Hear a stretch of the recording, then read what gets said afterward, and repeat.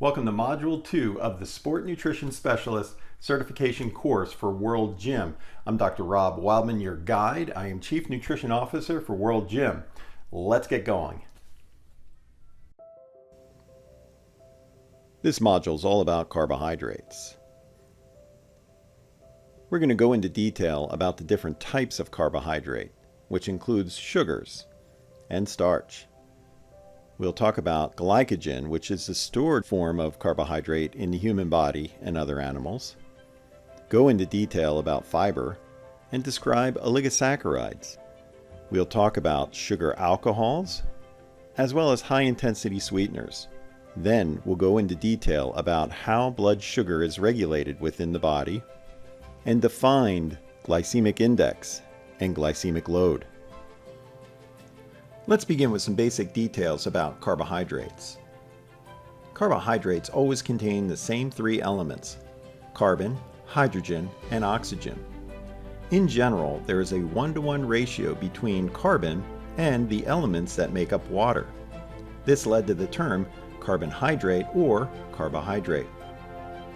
If we use glucose as an example, if you use the common denominator of 6, you return to that 1-to-1 ratio between carbon and the elements that make up water. Commonly, carbohydrates are referred to as sugars and complex carbohydrates.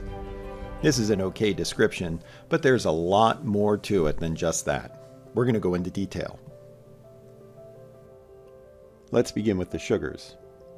Sugars include monosaccharides and disaccharides. Monosaccharides, such as glucose, are the simplest of the sugars and the smallest carbohydrate units. The most significant nutritionally are glucose, fructose, and galactose. Sugars also include disaccharides. Disaccharides are two monosaccharides chemically bonded together. As an example, sucrose, or table sugar, is glucose chemically bonded to fructose, two monosaccharides linked together to form a disaccharide. Other disaccharides include lactose, which is glucose linked to galactose, as well as maltose, which is glucose linked to glucose. Lactose is often referred to as milk sugar, and milk sugar sometimes for people can become a source of intolerance, as their body is unable to chemically break it down in the digestive tract efficiently. Of the three disaccharides, maltose is fairly limited naturally in the diet. However, maltose can be created through the digestion of starch. Now let's shift our attention to polysaccharides and begin with starch. Starch is often referred to as a complex carbohydrate due to the size of the carbohydrate and the complexity that it can form. Amylose are unbranched chains of glucose linked together, whereas amylopectin are branching chains of glucose. The important thing to remember is it's always glucose that is the monosaccharide in starch molecules. Most starch in the diet is highly digestible, and it's derived from grains and legumes, and grains can include wheat, corn, barley, and oats.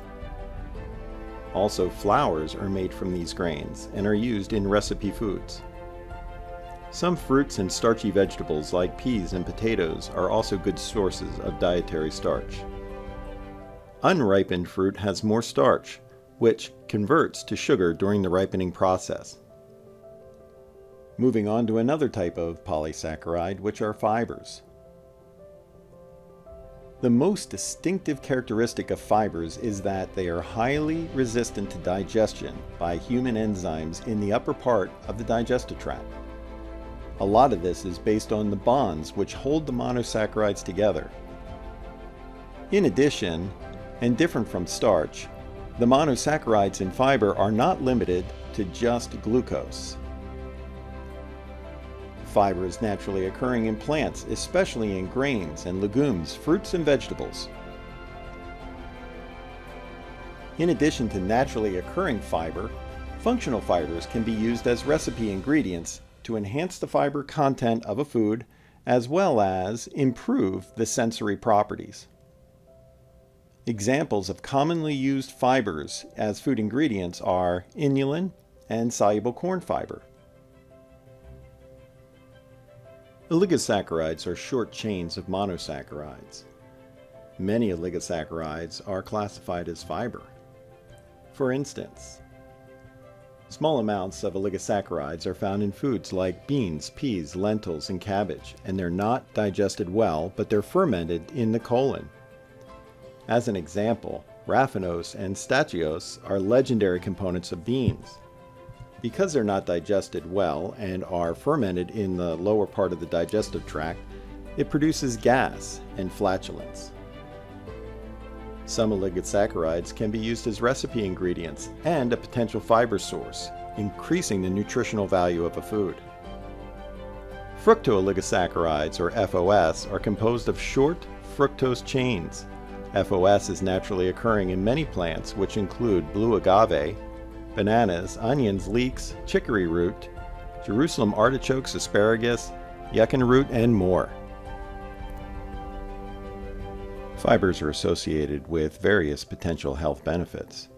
For instance, psyllium fiber, which can be found in the husks of psyllium seeds, has been shown in research to potentially lower cholesterol levels, as well as lower the glycemic response of foods.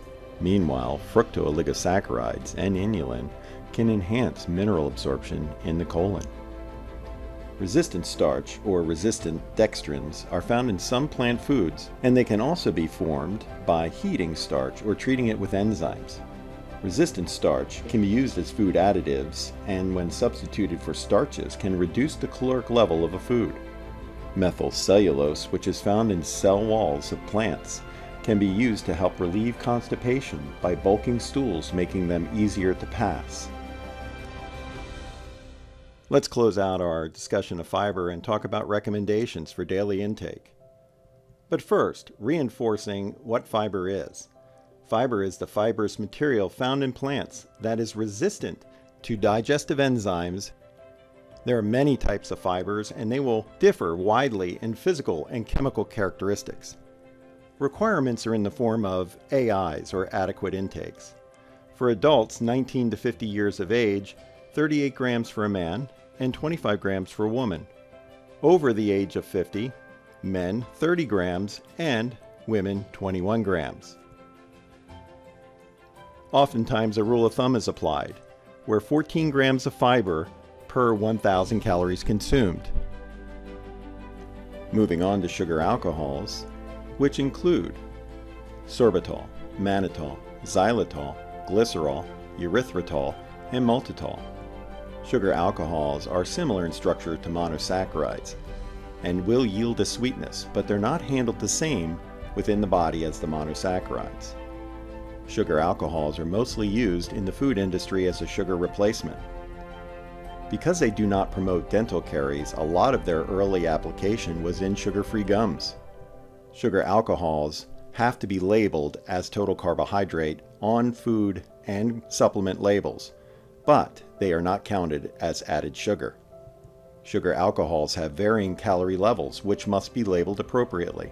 Some of the sugar alcohols in higher gram levels can cause GI discomfort, so consumers must be on the lookout for that. Additional sugar alternatives are the high-intensity sweeteners. The high-intensity sweeteners fall into two general categories. Artificial sweeteners such as sucralose, aspartame, asulfame potassium or ACE-K, and saccharin. And then you have plant-derived or extracted sweeteners such as stevia leaf extract. Stevia leaf extract is approved for use in dietary supplements. Stevioglycosides are GRAS, generally recognized as safe, and can be used in food. When considering the sugars, sugar alcohols, and high-intensity sweeteners together, we use sucrose, or table sugar, as the benchmark for sweetness.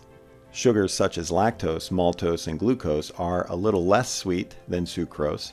Fructose is sweeter than sucrose. Sugar alcohols are less sweet than sucrose, but do not carry the same caloric load. High-intensity sweeteners like aspartame, sulfate potassium, saccharin, sucralose, and stevia are in order of tens to hundreds of times as sweet as sucrose. Now let's talk about blood glucose regulation. As you'll recall, when it comes to starch, glucose is the only monosaccharide used to build starch in plants. Meanwhile, glucose is 1/2 of disaccharides in the diet. Therefore, most of the monosaccharides that are absorbed from digestible carbohydrates will be glucose. Plus, glucose will be the primary monosaccharide that circulates in the blood, and the body will regulate the level of glucose that circulates. So when food carbohydrate like starch and disaccharides are digested, monosaccharides are absorbed. This increases blood glucose levels. Plus, on the way to the blood, monosaccharides flow through the liver first, and the liver will take up monosaccharides, primarily fructose and galactose, but also a lot of the glucose. As blood glucose levels increase, insulin is released from the pancreas, and insulin will promote the uptake of glucose into muscle as well as into adipose tissue. Meanwhile, insulin will promote the storage of glucose in the liver in the form of glycogen.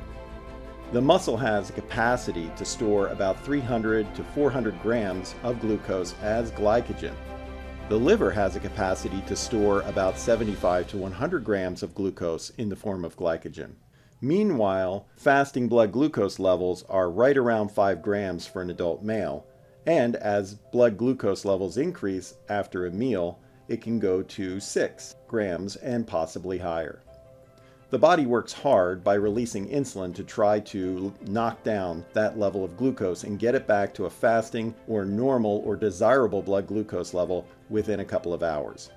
It's also important to remember that insulin can help drive glucose into adipose tissue. There's minimal storage of glucose as glycogen, and when carbohydrate is in excess, adipose tissue or fat tissue can begin to convert excess glucose to fat.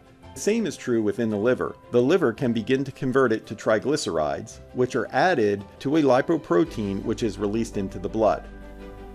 To be able to visualize and measure the effects of a standardized level of carbohydrate and the actions of insulin, we can provide individuals with a standardized level of glucose in the form of a drink or the starch in white bread. Then we take blood measures of glucose at timely increments throughout a 3-hour period. This is referred to as an oral glucose tolerance test. Over those 3 hours, blood glucose levels will elevate quickly, and then they'll become lowered over time. This is the actions of insulin driving glucose into skeletal muscle, driving storage in the liver, as well as driving some glucose into adipose tissue or fat tissue. The effect a food has on blood glucose levels is referred to as the glycemic response. Foods can vary in how high they increase blood glucose levels or whether or not they do it at all. The degree and length of the glycemic response depends on the carbohydrate content and the type of carbohydrate that is consumed, how much food is consumed, and any other foods that are consumed at the same time or in proximity. The glycemic index is a standardized measure of the glycemic response. The glycemic index is the blood glucose response to a food versus glucose or white bread at the same level. The grams of digestible carbohydrate are matched 25 or 50 or 75 grams, and foods are categorized as being either high glycemic, medium, or low glycemic index. In addition to glycemic index is glycemic load. Glycemic load differs from glycemic index in that the test quantity used is based on a portion of a food versus consuming a food to a level of digestible carbohydrate. Glycemic load is a better predictor of glycemic response for lower carbohydrate foods. The categories still remain though high, medium, and low. And glycemic load can be used as a daily tool. So that concludes Module 2 on carbohydrates. Module 3 is about lipids, fats, and cholesterol. Make sure you check out the study questions on carbohydrates before moving forward.